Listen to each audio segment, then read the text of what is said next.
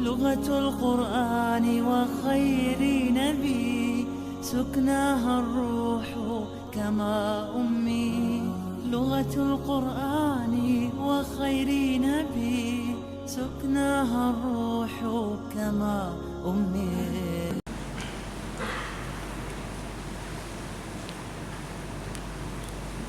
السلام عليكم ورحمة الله وبركاته.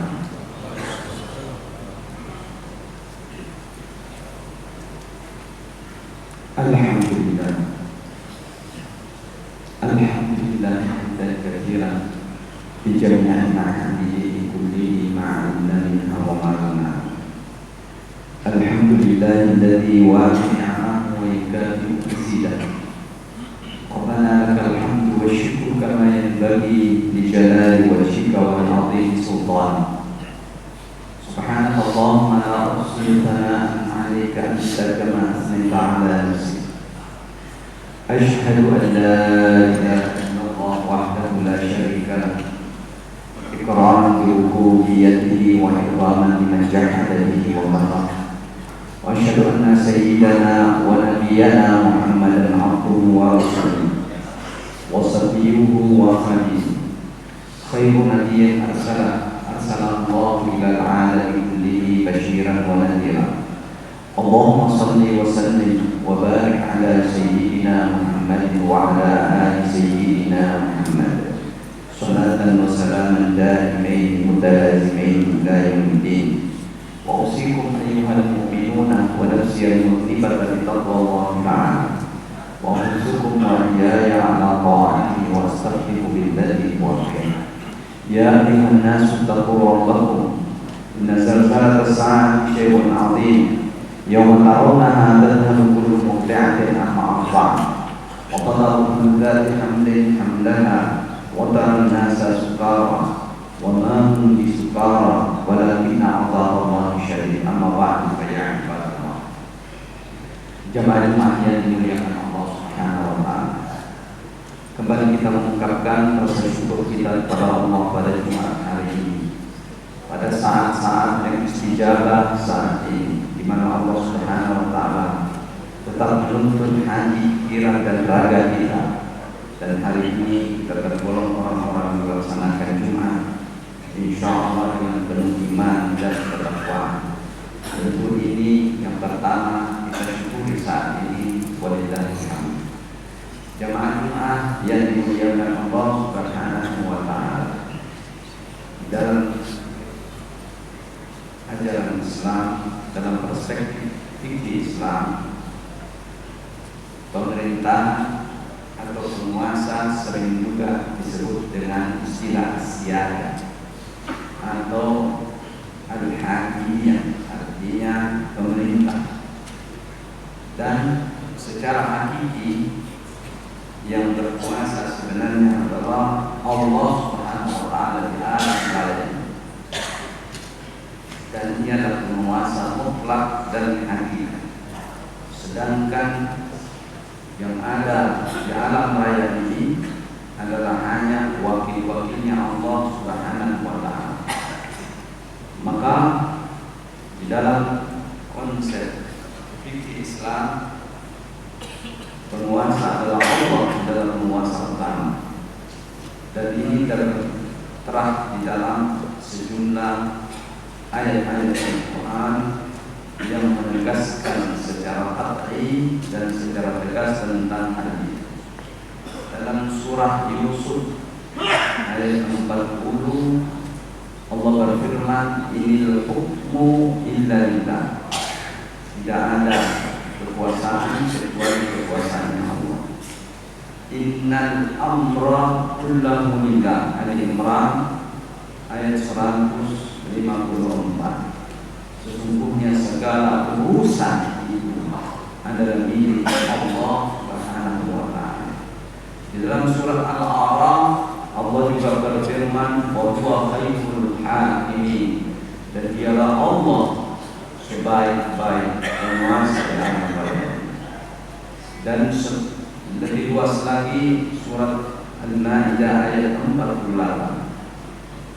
Wa anzalna ilaikal kitaba bil bil haqq, dan sungguh telah kami turunkan kepadamu Muhammad Al-Kitab atau Al-Quran dengan penuh kebenaran, musaddiqun lima baina yadayhi minal kitab, dan membenarkan apa yang pernah datang dari kitab-kitab sebelumnya, wa muhaiminan alaih, dan sebagai saksi atas kitab-kitab terdahulu. Fahkum bainahum bima anzalallah, maka berilah ketetapan dan ketentuan pada mereka manusia sesuai dengan apa yang diturunkan oleh Allah. Wala tattabi ahwa'ahum, janganlah engkau mengikuti hawa nafsu mereka, amma ja'aka minal haqq, atas kebenaran yang telah datang kepadamu. Ayat-ayat ini menunjukkan bahwa Allah sebagai pemilik dari segala kekuasaan dan pemilik dari segala hak pengendalian di alam raya.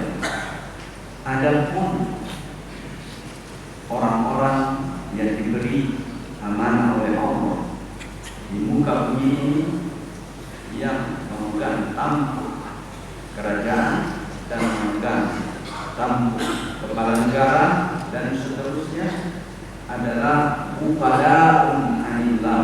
Mereka itu wakil alam. Dalam hal apa? Fi tablighin wa taqririn wa tanfizi ahkami,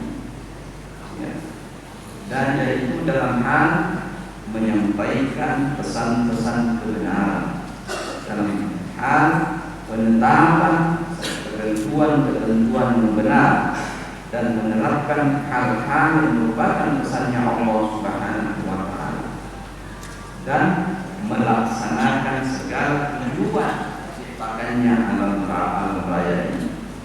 Prinsip ini di dalam Islam dikatakan sebagai at-tawkil atau wakil Allah Subhanahu wa Ta'ala. Dalam hal ini secara luas Allah Subhanahu wa Ta'ala mengisyaratkan di dalam ayat-ayat yang begitu banyak. Inni ja'ilun fil ardi khalifah. Dan Allah mengucapkan kepada para malaikat bahwa aku menciptakan muka bumi ini khalifah, yaitu pemimpin. Di dalam surat Al-A'raf diungkapkan isja'alakum khulafa'u min ba'di qaumin Nuh, yaitu kalian jadikan sebagai pemimpin setelah keberadaan kaum Nabi Nuh.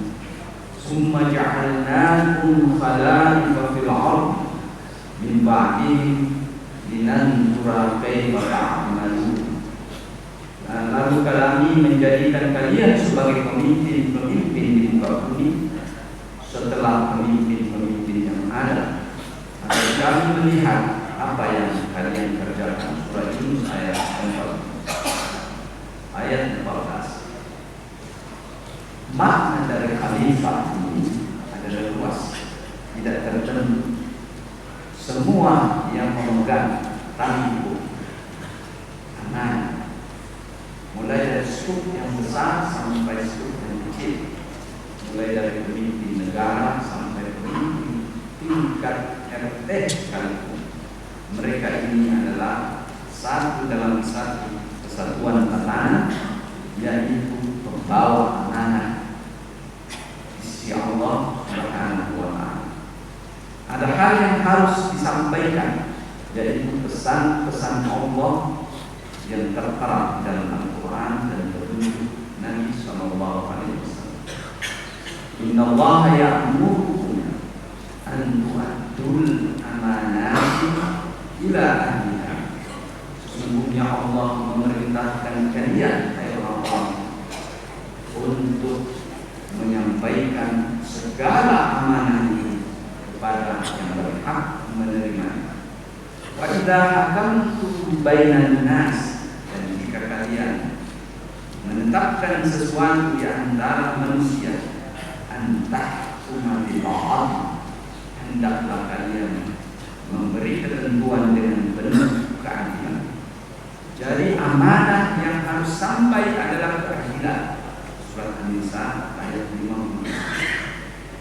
Ya ayyuhalladzina amanu, dan pada mereka yang dipimpin dan menjadi warga dan rakyat atau rakyat adalah ya ayyuhalladzina amanu atiiullah wa atiiur rasul wa ulil amri minkum. Surat An-Nisa ayat 59.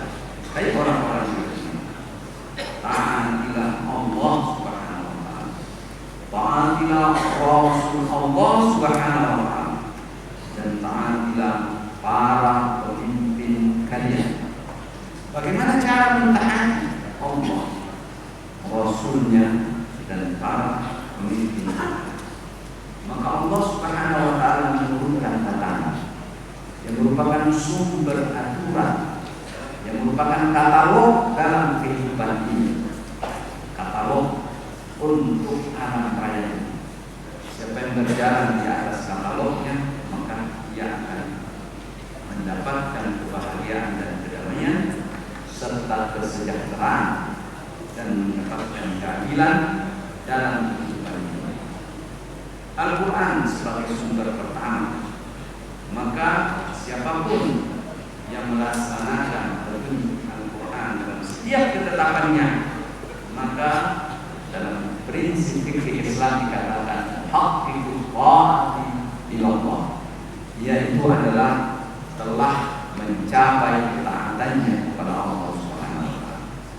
Siapa yang menetapkan sesuatu berdasarkan atas perintah Nabi dan anjuran Nabi, maka dalam prinsip fikih Islam dikatakan muhaqqiqun ta'ata Rasulillah, ia telah menciptakan ketaatannya kepada Rasulullah SAW. Kemudian banyak hal yang timbul di mana urusan-urusan manusia yang ada sepanjang masa dan sepanjang sejarah yang tidak berbanding dengan jumlah ayat-ayat yang ada di dalam Al-Quran. Urusan manusia bagaimana? Zaman yang begitu berganti, ini sudah 14 abad, itu harus melahirkan tatanan dan etika-etika serta cara penetapannya. Maka dalam prinsip fikih dikenal sebagai ijtihad al-jamaah, atau ada dikatakan sebagai upaya keras mengeluarkan tatanan dan peraturan berdasarkan atas kesepakatan kolektif, dan itu ada dikatakan ijtima'ul al-jamaah. Dan inilah yang disebut dengan ijtima'u ahlul halli wal 'aqd, mereka-mereka yang mampu dan ditetapkan di dalam syariat, mampu untuk mengambil jalan tengah dan mengambil jalan keluar bagi masalah-masalah yang timbul, baik berhubungan dengan urusan ibadah ataupun sosial kemasyarakatan. Maka tersebutlah mereka-mereka ini yang ditetapkan secara syariat Islam dapat menentukan ketentuan untuk kemaslahatan umat manusia dan umat mukmin secara khusus. Siapakah mereka itu diantaranya? Al-Hukam, pertama-tama adalah para pemimpin. Yang kedua Al-Umara, mereka diangkat sebagai pimpinan-pimpinan di bawah, ya, dari kepemimpinan pemerintah itu. Al-Umara, para amir-amir ini dahulu adalah Rasulullah SAW sebagai pimpinan tertinggi. Kemudian ada pemimpin-pemimpin kecil yang kudus dalam setiap aktivitas dan kegiatan. Mereka itu adalah umara. Ketetapan mereka secara kolektif setelah mereka pertimbangkan dengan baik ada merupakan pesan-pesan syariah yang harus ditaati selama tidak bertentangan dengan induknya, yaitu naskah yang jelas di dalam Al-Quran dan Hadis. Siapa lagi yang perlu diikuti Al-ulama warasatul anbiya. Para ulama ini, para ulama sudah berada juga dalam satu konsensi berupa organisasi-organisasi. Ya, di luar negeri namanya ada majelis iftah, ya, pimpinan mufti, ya, dan iftah, al-mujamma. Kalau di Indonesia ada namanya Majelis Ulama Indonesia. Dan ada lagi beberapa organisasi-organisasi yang ada para ulama dalamnya. Ketetapan-ketetapan mereka itu yang sejalan dan seiring dengan Al-Quran dan Al-Hadis, maka itu harus diikuti oleh umat ini sebagai bagian daripada berpaham kepada ulil amri dalam urusan agama. Bahkan dalam perspektif fikih Islam, bahwa tidak hanya mereka yang merupakan pemimpin-pemimpin yang harus diperhatikan, adalah kubara siasat, mereka-mereka yang ahli di dalam hal tentang siasat, ya, al-ijtima', mereka juga yang ahli di bidang masalah sosial, ekonomi dan yang lainnya. Tetapi mereka yang disepakati oleh umat ini bahwa mereka adalah pejuang.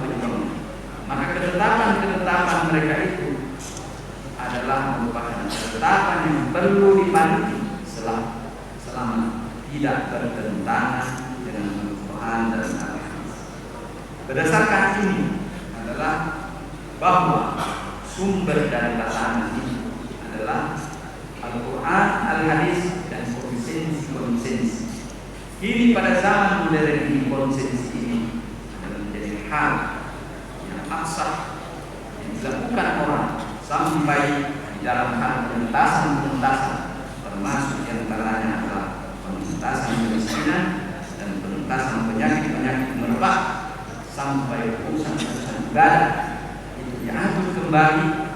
Pelaksanaan salat Jumat dan salat jamaah di masjid harus diatur karena adanya urusan-urusan yang baru datang yang petunjuknya secara naskah belum jelas, tetapi secara terjelas. Jamaah yang dimuliakan oleh Allah Subhanahu wa taala, bila menghadapi hal yang tidak bisa diputuskan, yang tidak bisa ditetapkan, maka kembali kepada urusannya musyawarah. Tidak diperkenankan seorang mukmin yang berada dalam suatu kesulitan yang besar tidak melakukan musyawarah, karena musyawarah ini adalah merupakan jalan keluar dan dari Allah Subhanahu wa taala. Dalam surah An-Nisa disebutkan, "Fa in tanaza'tum fi syai'in farudduhu ila Allah wa Rasul in kuntum tu'minuna billahi wal yawmil akhir, dzalika khairun wa ahsanu ta'wila." Jika kalian tidak sepaham dengan sesuatu yang baru, maka kembalikanlah kepada Allah dan Rasulnya. Jika kalian beriman kepada Allah dan hari akhirat, itu lebih baik dan lebih baik penjelasannya di sisi Allah Subhanahu wa taala.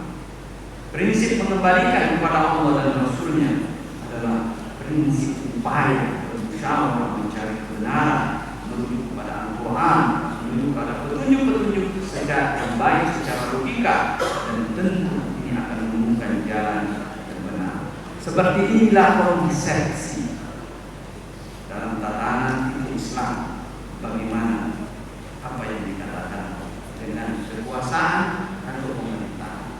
Allah adalah pemilik segalanya, manusia adalah wakil, dan tatanan Allah yang dijadikan rujukan, dan boleh kita mengadakan konsensi atau kesepakatan sesuai dengan apa yang tertera di dalam Al-Quran. Sebagai kesimpulan, jamaah yang dimuliakan Allah, mari kita senantiasa merujuk pada nilai-nilai Al-Quran, nilai-nilai Al-Hadis dalam setiap kebajikan yang kita ambil, baik sifatnya kebajikan untuk hukum-hukum positif maupun ketetapan yang sifatnya agama. Ini adalah merupakan hal yang mempertanggungjawabkan masing-masing di hadapan Allah Subhanahu wa taala. Aku شرفها الله بقرآنه فهي لخلود وبقاء وحباها من سحر بيانه ألفا يمتد إلى الياء